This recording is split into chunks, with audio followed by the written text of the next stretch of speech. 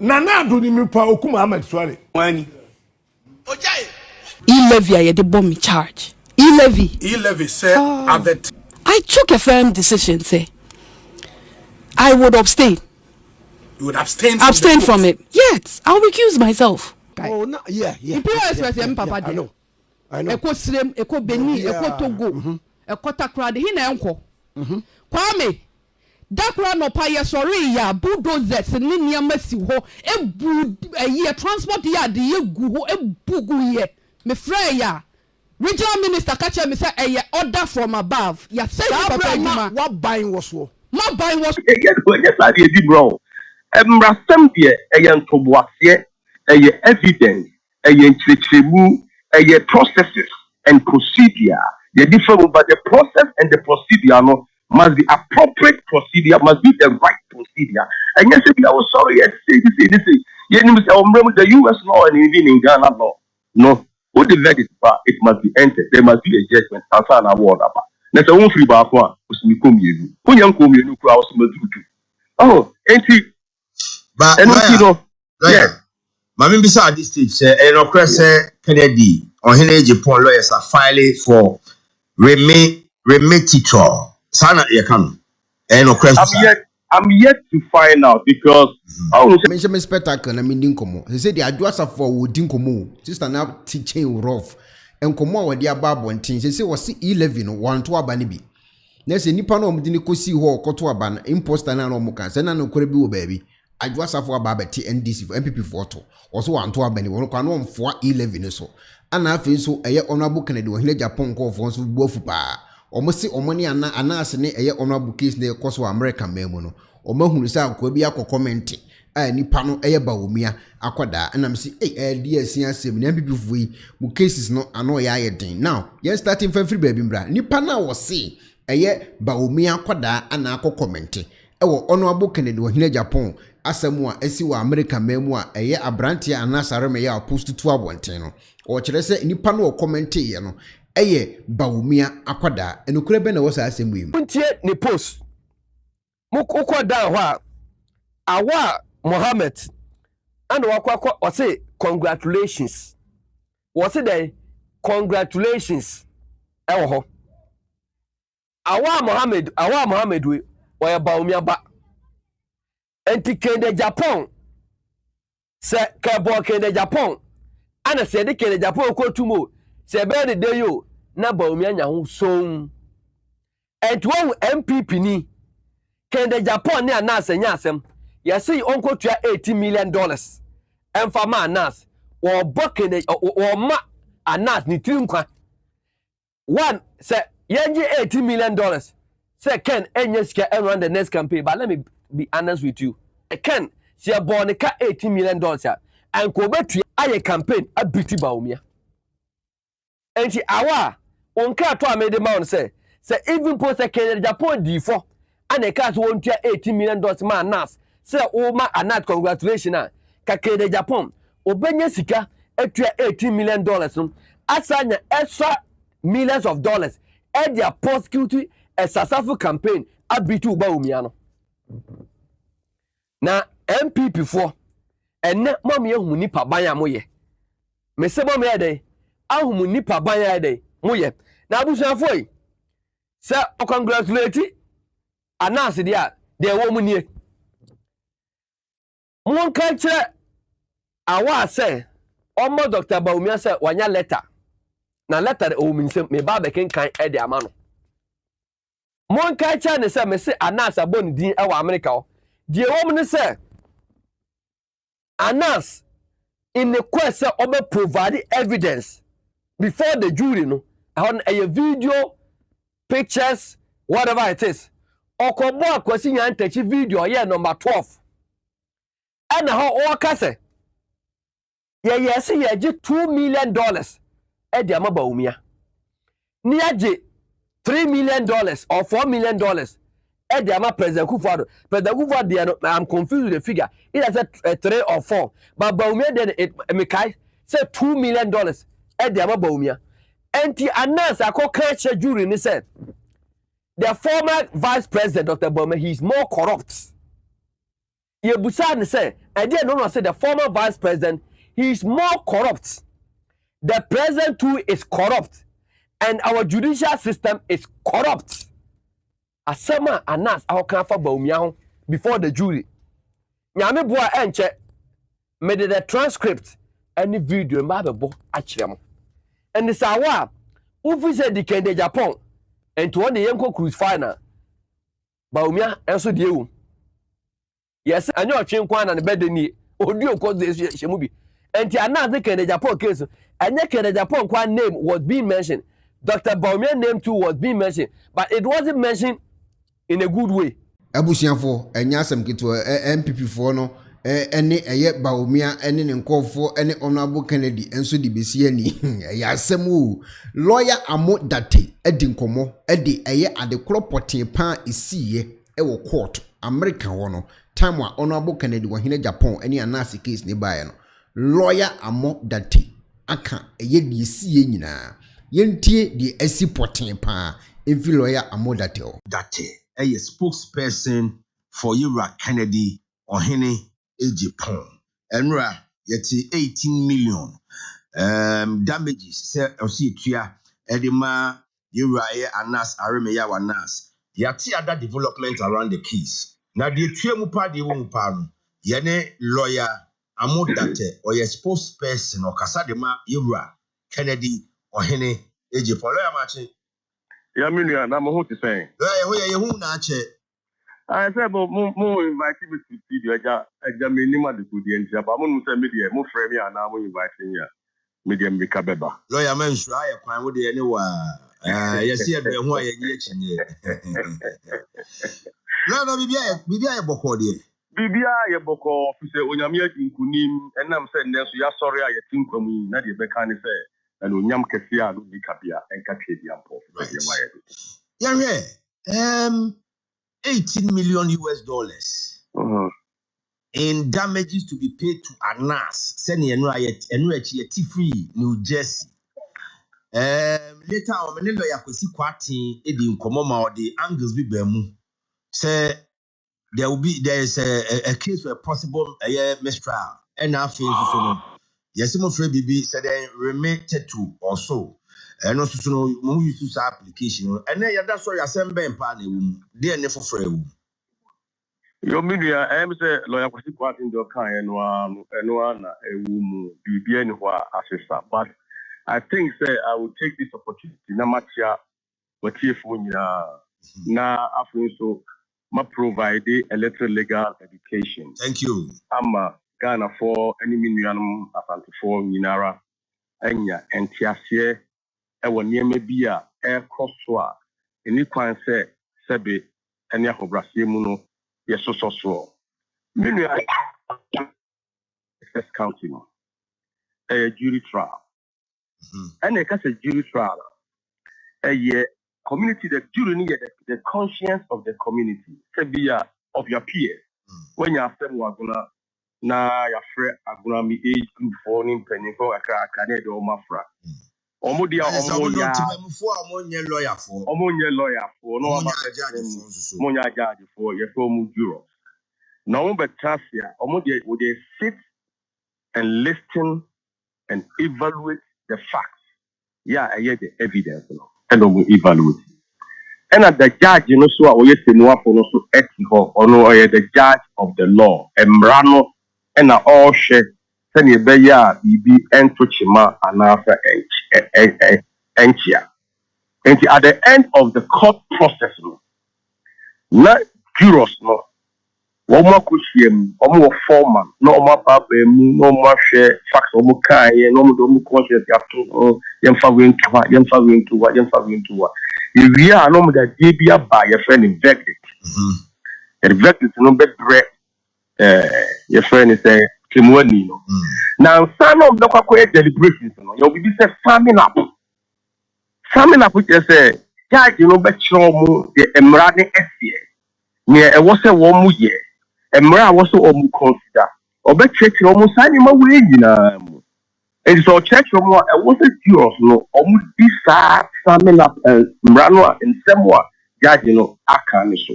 But the make do some of the Nobody need to see. Opa say jury for no.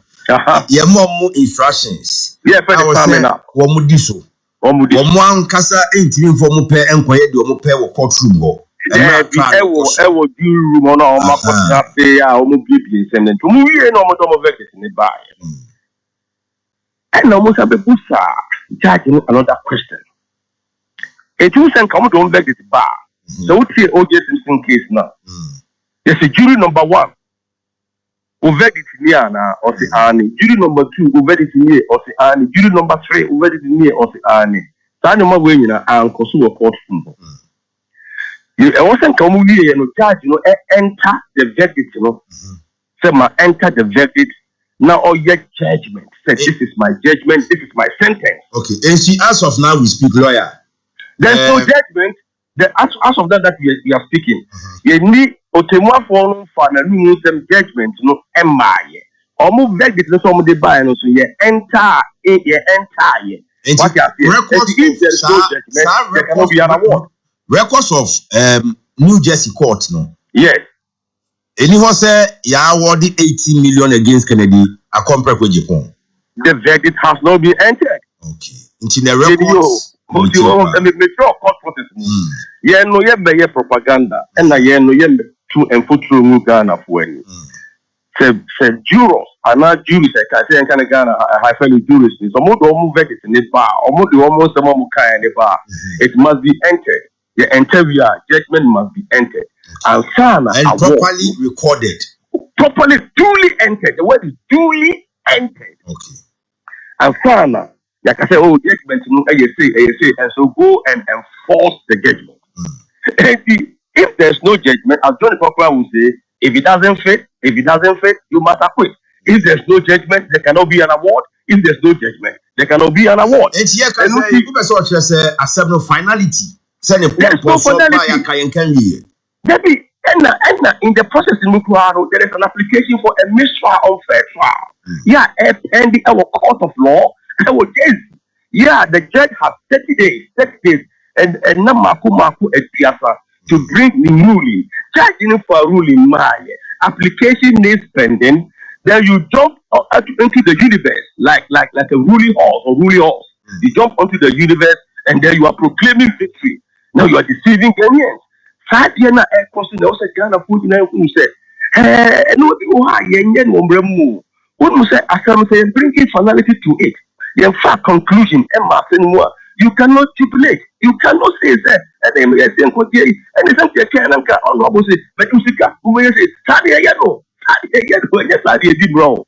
Rasambia, a young Toboasia, a evidence, a tribu, a processes and procedure.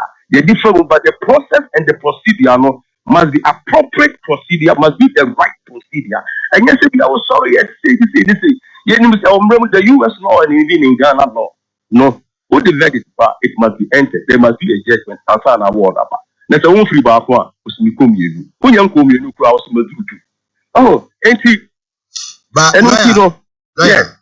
Mammy beside this stage, and of course, Kennedy or Henry Japan lawyers are filing for remedial. Sana Yakan. And of course, I'm yet to find out because I will say in America, after I work court, young lawyers, we don't want to be prejudicial. Okay. I'm yet to find out. And then we are in the Casa, and for none of the Casa, but it is just ordinary commodity there. We will find out in the account here. That's the day's rule, no? And I don't quite anymore. Information in our paper. Oh, yeah, a month for no basic or someone can most of the media houses no Facebook.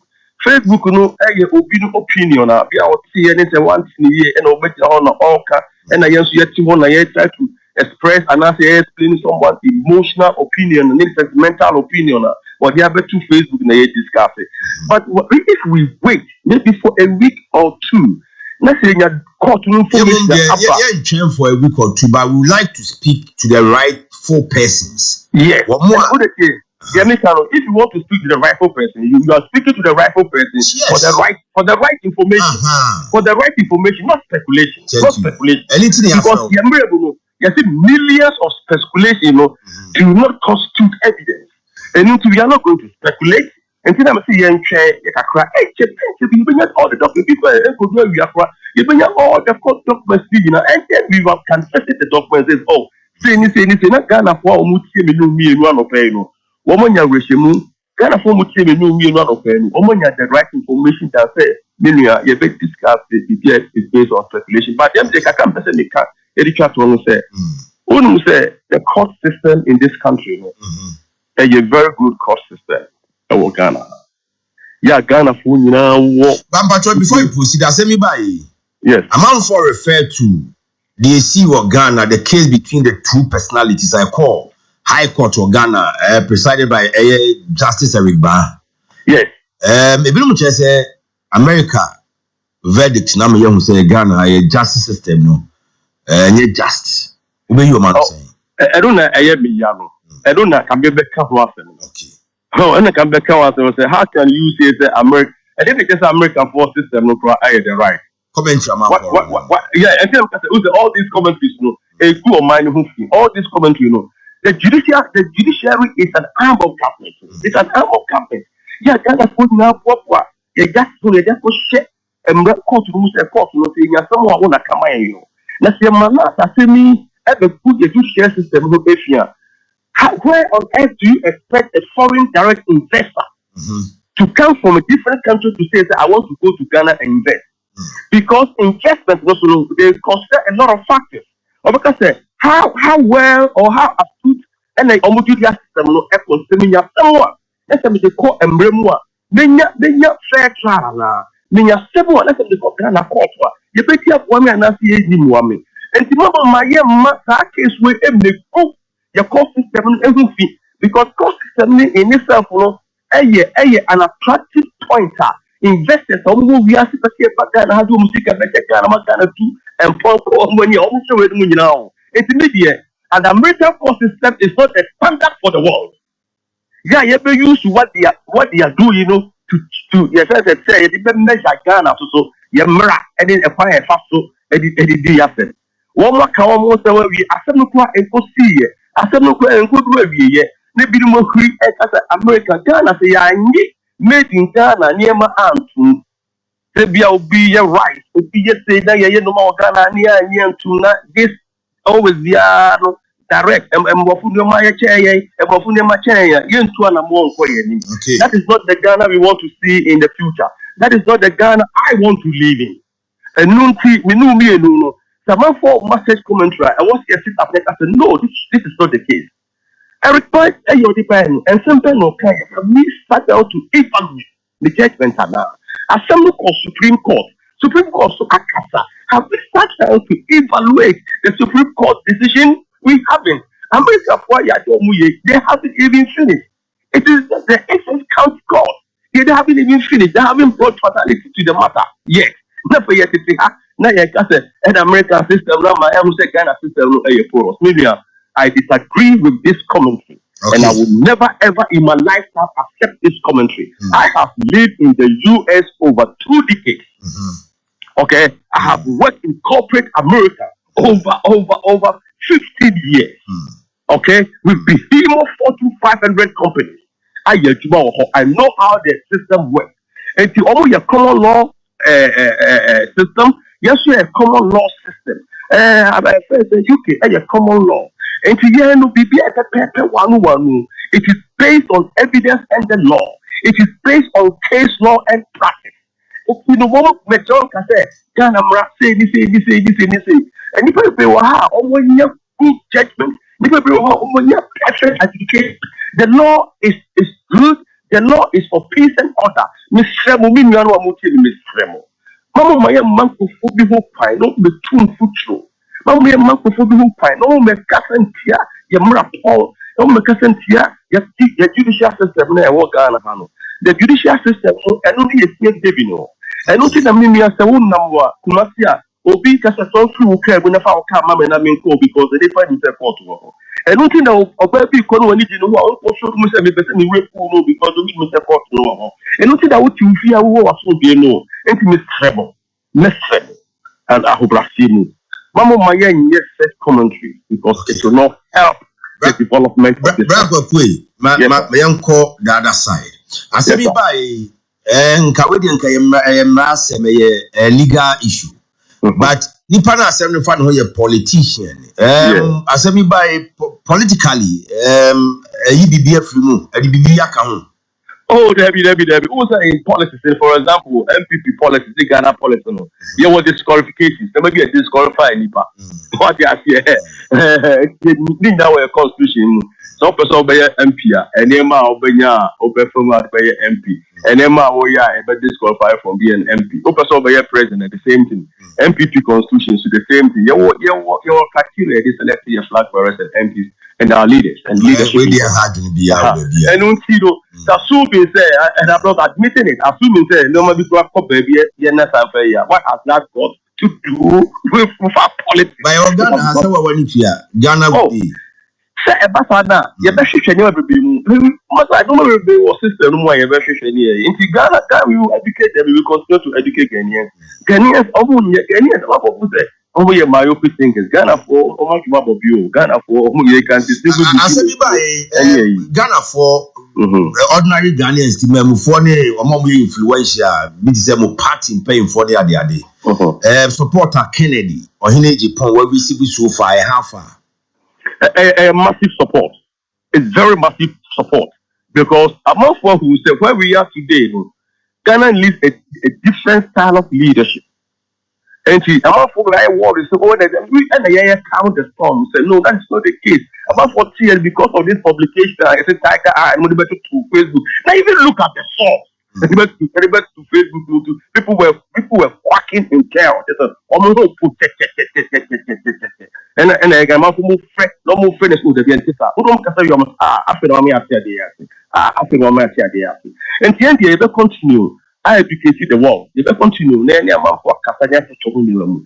And yes, any more canoe and a few. And yes, any more who say, yes, it was the empty barrels and make a lot of noise. And I'm a but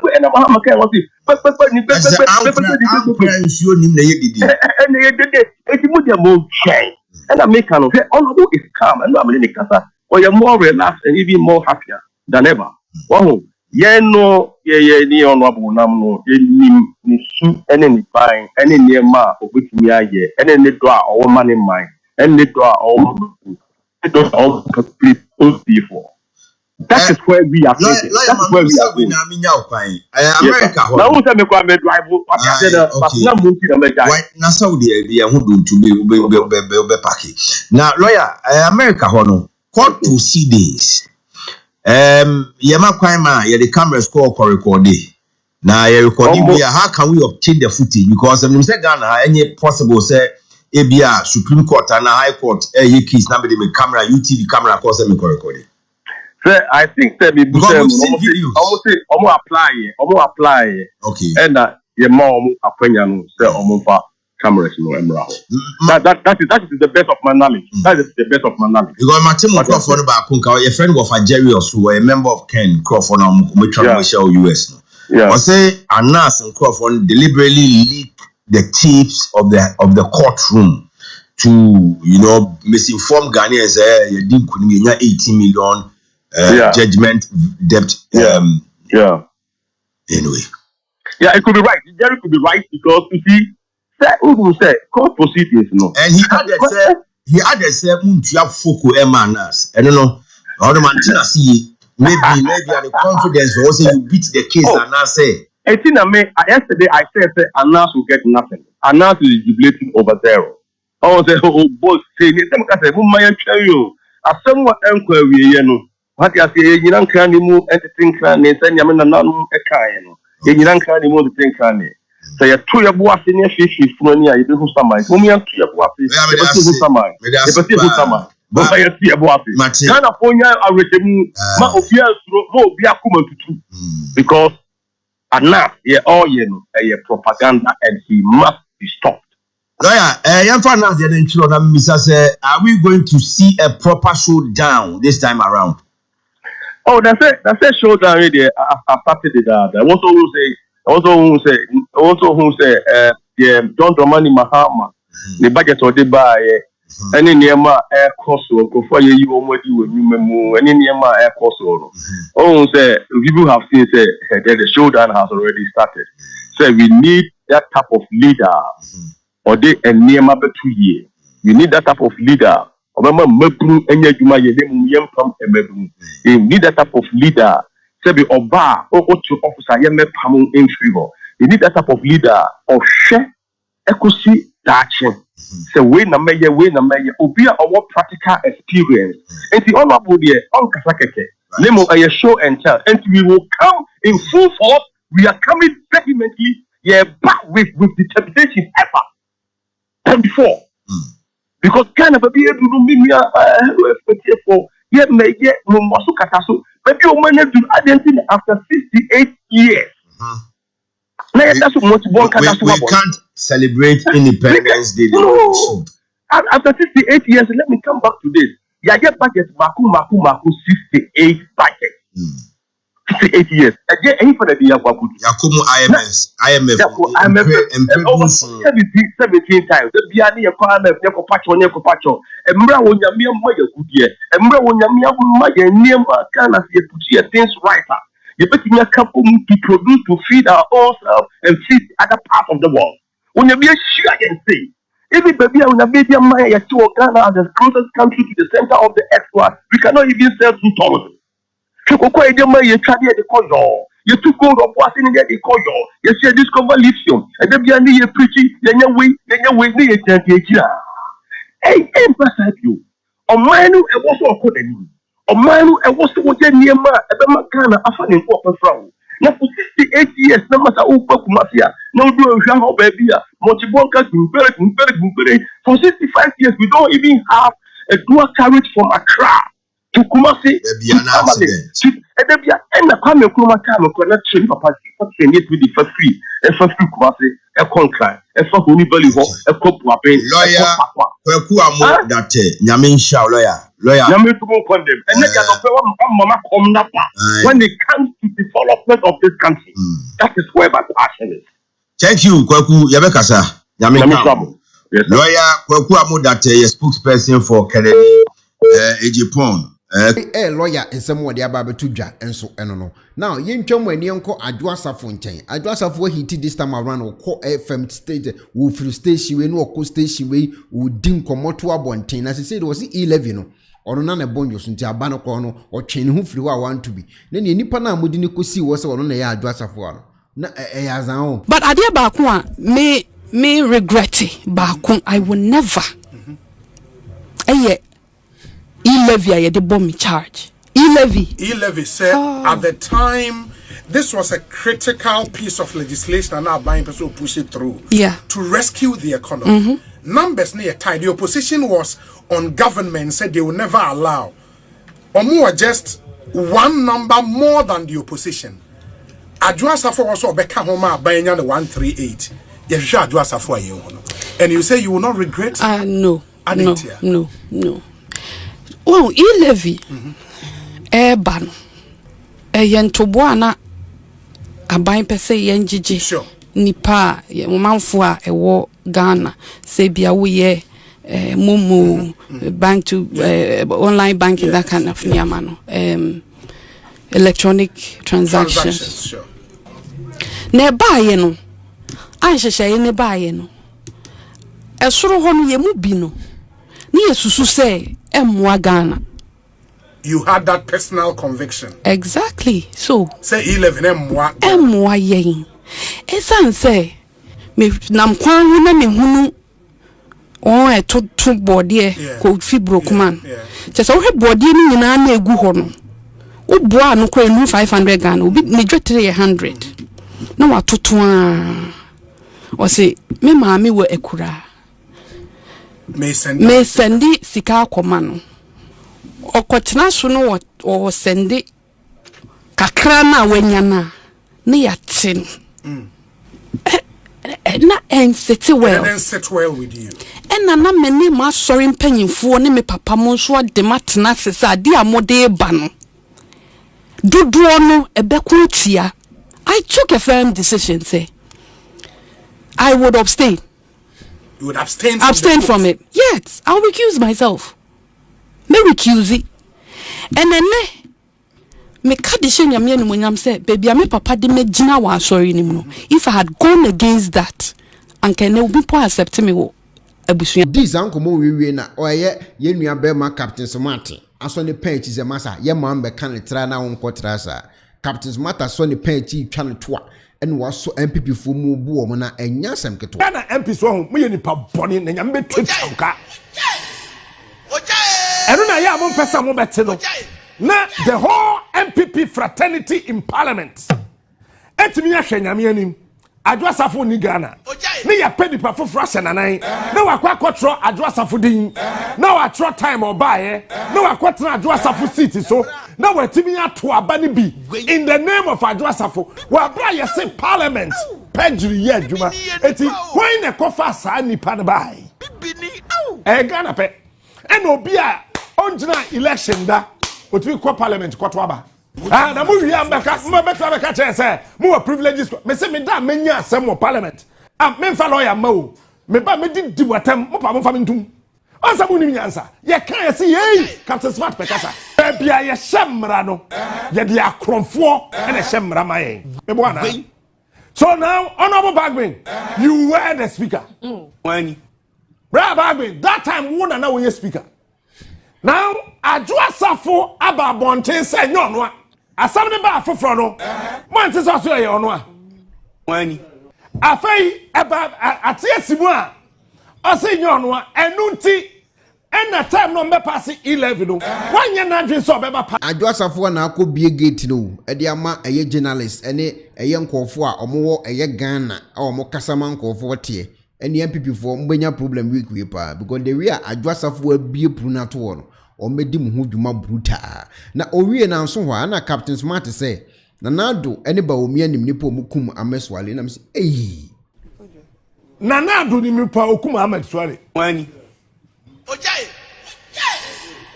ba omi anim nipa okum Ahmed Suale ojai Asante Apietu former IGP onim nipa okum Ahmed Suale National Security Minister Honorable Albert Kandapa Kwabena Somani National Security Coordinator Womu nipa okum Ahmed Suale.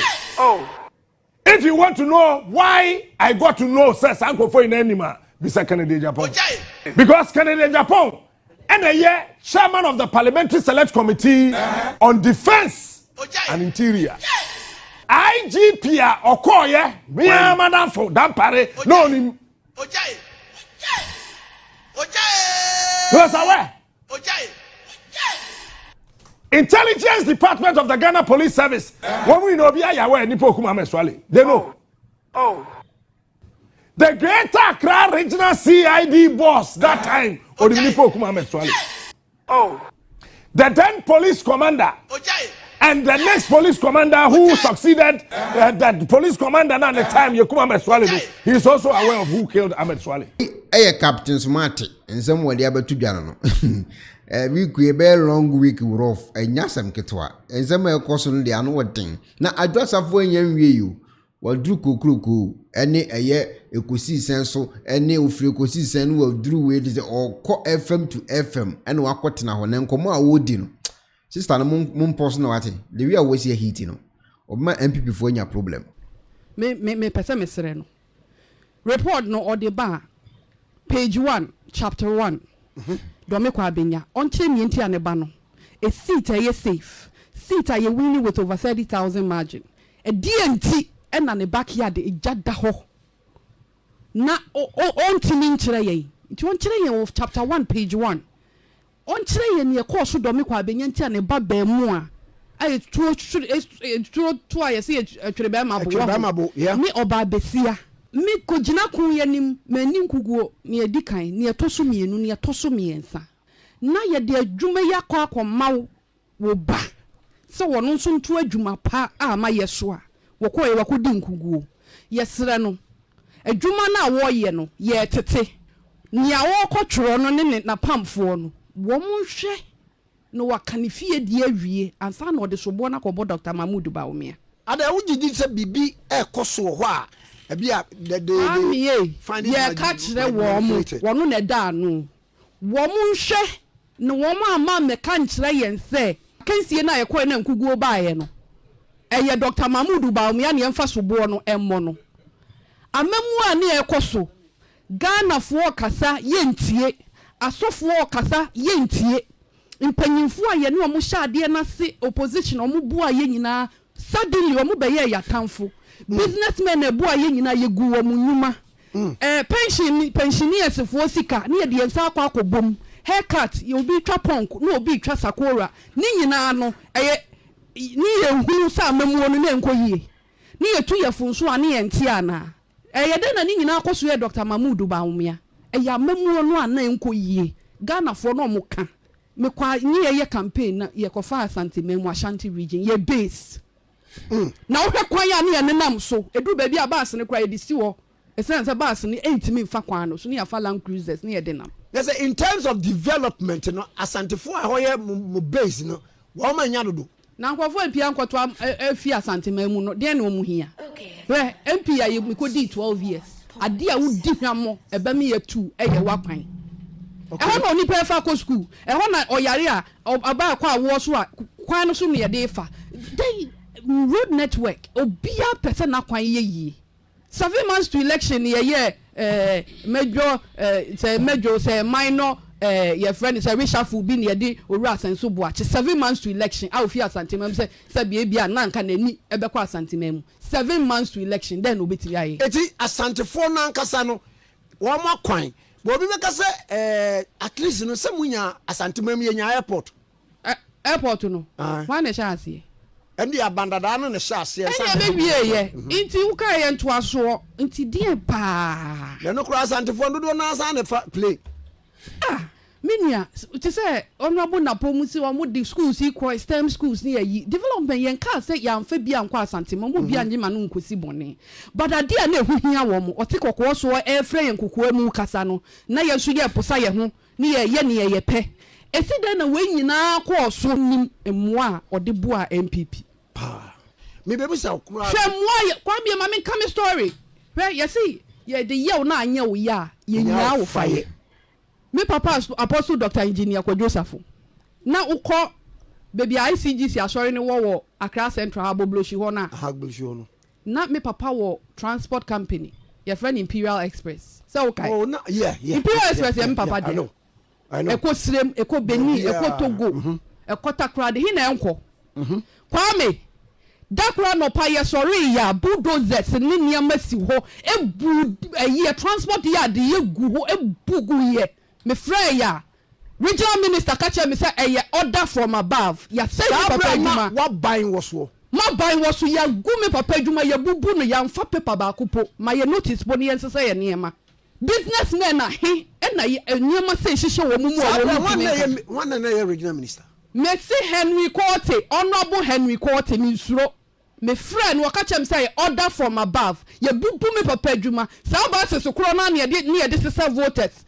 2012 yes sir voters from other regions ebe ye adwuma eno na papa ne dia ye adwuma dia hwe me film of na unim Kwame who say papa ne madoso I know unim sa se na ya ban asase it no mu dia free yen ase ye tua rent unim nipa wo di free yen honorable ni Lante Vanderpool wow mretintin ni mu ose ono so oye papa ba yes inti da asase no papa enka asem nton ma no e no nka say ye otua ni sika amusimo dia rent because na ye Ghana Sports Council for there omu ni dwuma bi omu didi nti omu dia rent na nye ye nkwan so na ne ye wo so ye bugu ye one day say order from above why na wa above honom no hwe former president Nana Addo Dankwa Akufo-Addo no ye me papa lawyer in the 80s through the 90s okay onu na ye Christo Asafo me papa ne lawyer wow ne bua ode bua party na ye de buy fitikufor time ne ye de ba power oyobi a ye bubu na dwumagu a ye ma ne notice ne ye me yakra ne se be sin na wo ho no ma wo keke ne ato afa ho ye nya hwe wo ho ye bubu no ne ye twa wo ato ho ene da ho ene NDC fo aba no kono papa na fa ye financier of the party esa di ne ba me so me osa bo me ho ka e was the largest constituency na mo hwe nanim di ne bone na da ye de moja nam yenu me moja nim utwa me ansuo na eba Kristo asafofo moja nam wo mumu adwuma ye ma obi wodi enso a ne yegu no hwe kwa me unim se na papa ye ne niam pepepepepe tifa unim se Kantanka automobile wo GRA ko hoko tutu mu se ontua tax papa bu nani no so se me ntua tax awo udi asesa papers ni nyina na fa ko hu nkrofo na wonya investigations how dare say wo embarrassing a man of God kese say ya what type party na chi na meti parliament ho ne ye frame GRA edin credo ni niama ab seen o mu create major scene say apostle ntua tax mun ko hwe ni books mu say apostle ntua tax ana bo duru ba bi no wo from party no ana because binum say wo kra no wo abandon party no ene ade ye pass yi levy na woni wo ebim se na wo honom ne ade sa mun se what sanse me pa kwa me mate pa kwa me e levy we me nu me ho se man to e levy aba e na me nu me ho so da na nya na obeto abeya e share kwa na one honorable edi wu pie kwa me na ye mia sa da ne anto e levy aba no okay sa da no unse kwa me di leader pen e wo parliament ho ye order paper ye te say wako program na ya chro program outline into yes schedule say ebia Monday ye beye we Tuesday ye beye we aya ye timi diso se controversy bi en wanya ade a we twe ha we twe bia we mu.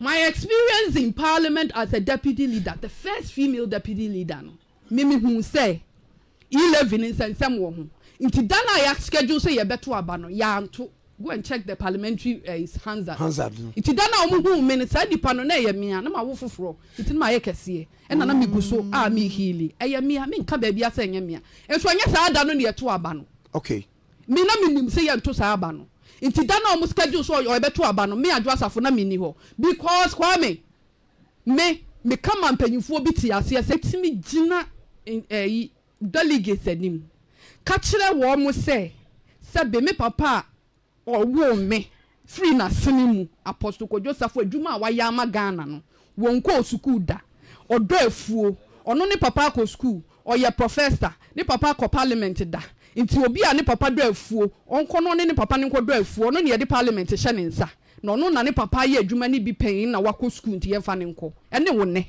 udi panyi se yatem wi a wa beka se Kristo asafofo anto aba da bi o ye twa ye nsa se ya nsuo sabe ene fi munye moja wutimi gina ho ka se Kristo asafofo no kra omu dodo ye sen omu wo mu a enye ma omu firi mu nso a entosini nti wanko asori dan bi ani honom a Michael Kwei Junior esi mu da akogu ba ho 4 times eye Kristo asafo sorry no when simu ho na papa na nkasa te brono ne so ankasa nso ye branches mi ensa I know when see ebia mu da yambo dwa kese ama na amada na bronya yi papa ye technological exhibition Erano ADC ni no me ni no e na asem kra mfa me ho nanso ohu otena ase hunu se so obeye yi o onye yi won pesoa no so agi so de ni die ma ne ni die wo no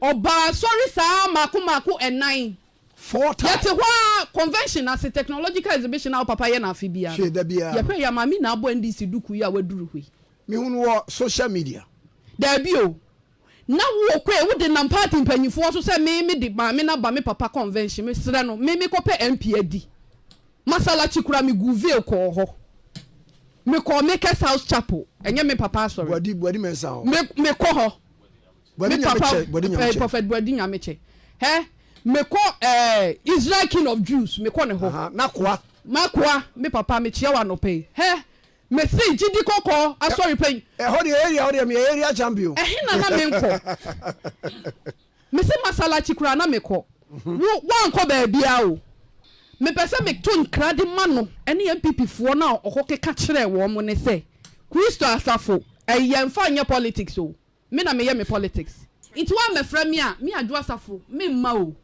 mu misa ne se wo ba me na se beka se me hia wo mpoda no obi o se Kristo afo ye hu hia edi sofu panyin na tem no ode me ne ba ode me ye den kwa me oni bibi wo hu se me boys ni bob Dr. Baumia posters a no wo ma wai ana ne Baumia pictures de okọ wai re say ya sofu nkrofo na ebo isi ono ne edi na okoya to the extent okoya voice note to your constituency platform so say omuhwe na omuhu mi baabi omo amo anye me so na me onu na ye face of the constituency na de no omuhu mi omo da so so me so wa obeye sa bia obemi yi wa fi NPP ni mu wodo me kwa abenya MP no sa na yedi no Debbie ye di ahobrase ye na edi o ye de kasade e na edi enye military na wakoma orders wo hia nkrofo votes iti kwa me na no ya before say ye be declared o me kwa abenya wo se na ntwentwanso bi wo so a na mo se ye kwa ye rerun e wo abokobi ni